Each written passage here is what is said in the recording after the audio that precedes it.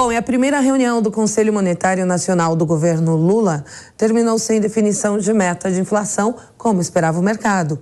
Para analisar este primeiro encontro do CMN, a gente conversa agora com o economista, consultor empresarial e associado do Instituto Brasileiro de Governança Corporativa, o IBGC, Carlos Caixeta. Carlos, boa noite, seja bem-vindo. Boa noite, Kalina, boa noite, Kobayashi, e boa noite a todos.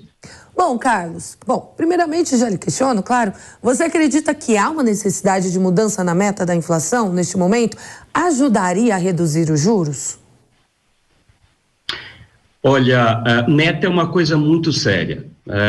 A meta não é uma intenção, a meta não é um desejo, a meta é um compromisso público, no caso dos entes públicos, perante a sociedade. E não se muda, né, que eu trabalho com isso todo o tempo, há quase 30 anos, a gente não muda as metas ao longo do jogo. Você passa um recado de falta de credibilidade com as metas até então estipuladas.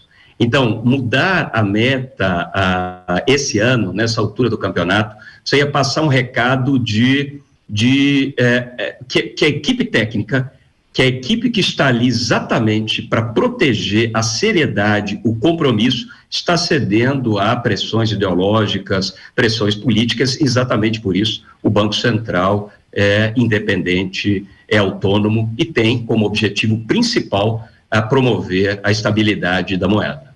Carlos, antes da mudança da meta da inflação, o senhor acredita que seria necessário primeiro estipular o novo arcabouço fiscal? A reforma fiscal, ela é importante porque ela ajuda a essa estrutura de os juros maior, ele busca exatamente fazer uma contenção dos gastos de modo geral. Os juros maiores, eles querem frear o consumo, muitas vezes, exatamente arrefecer, né, esfriar a economia para que a inflação volte num patamar aceitável. Então, quando essas duas questões caminham juntos, né, você tem uma política fiscal, você tem até mesmo uma reforma tributária que ajuda dentro desse combo, desse pacote completo, para que essas coisas funcionem de forma coordenada, né, e não de forma antagônica, porque perceba, ao mesmo tempo que o governo quer, que o Banco Central quer esfriar a economia, aumentando os juros, segurando o consumo, segurando investimentos, se você tiver pacotes de gastos, né, estimulando o consumo, estimulando o gasto, você tem um efeito que é contraditório. É uma força que quer frear e uma força que quer acelerar. Não funciona jogando bem assim. Kobayashi, a sua pergunta. Bom, primeiro, boa noite, é um prazer falar contigo e eu gostaria de saber sobre qual a expectativa do objeto, do assunto dessa reunião que foi tão rápida, né? Nós comentamos há pouco aqui que a impressão é de que foi uma reunião para alinhar as expectativas, para haver uma conciliação entre o governo e o Banco Central que vem aí de uma crise. Qual a sua opinião, Carlos, sobre isso? O que foi tratado nessa reunião de meia hora? Essa reunião, eu tenho certeza, foi para consolidar uma conversa prévia que teve de 2 horas, né, entre as 3 maiores autoridades relativas ao tema.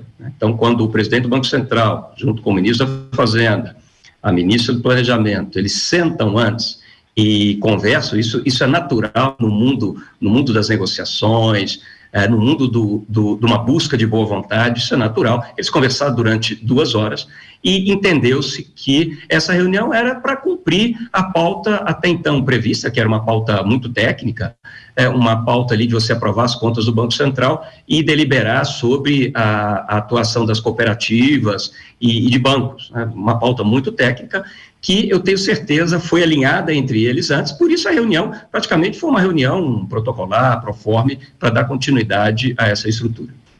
Bom, e sobre a taxa básica de juros, né, que é alvo de críticas constantes de Lula, Carlos, é possível baixá-las no atual cenário?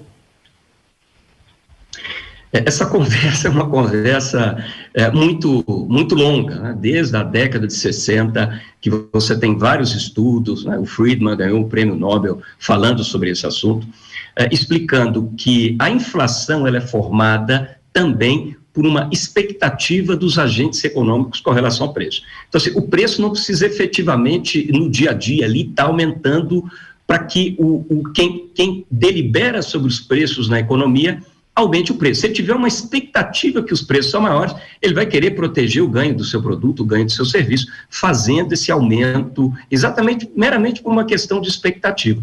Então, a grande luta que se tem é aceitar a dosagem desse aumento de juros, até porque parte dessa inflação é por excesso de demanda e parte dessa inflação também tem um componente que é limitação de oferta. Aí quando você tem menos carros, porque não tem matéria-prima, não tem eletroeletrônicos para fazer os veículos, você tem uma limitação de oferta. Tendo menos produtos para comprar, mesmo com a demanda normal, uma demanda sem aumentar, você tem uma tendência a aumento de preço. Outro item que também impacta a inflação e faz parte desse debate são chamados preços administrados. Então, existem vários contratos de aluguéis, contratos muitas vezes de concessionários de serviços públicos, que eles são regidos por índices quase que automaticamente têm a reposição da inflação. Então, é um arcabouço de impacto, né, fora todas as pressões internacionais, porque alguns preços, eles sofrem o impacto dessa referência dos preços internacionais, assim como as commodities.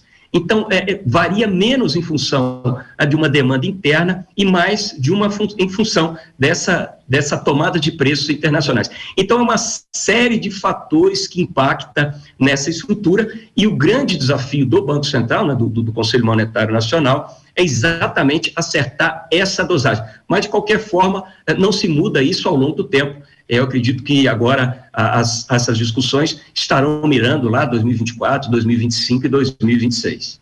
Bom, há pouco nós entrevistamos o advogado tributarista Fábio sobre o aumento, né, o anunciado aumento do salário mínimo de R$18 a mais e também sobre a isenção do imposto de renda, Carlos. E eu quero lhe questionar a respeito desse aumento do salário mínimo de R$18 a mais.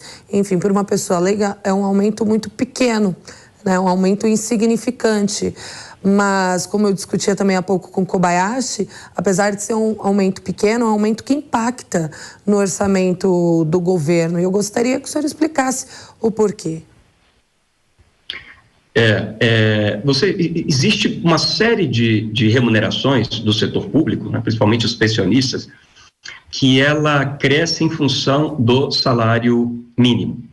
Então, quando você faz um aumento ali de R$1, né, e existem alguns estudos que provam isso, que mostram isso, você tem um impacto de dezenas de milhões de dólares. A cada R$1, em torno de 20 milhões de reais, né, 20 milhões de reais na economia.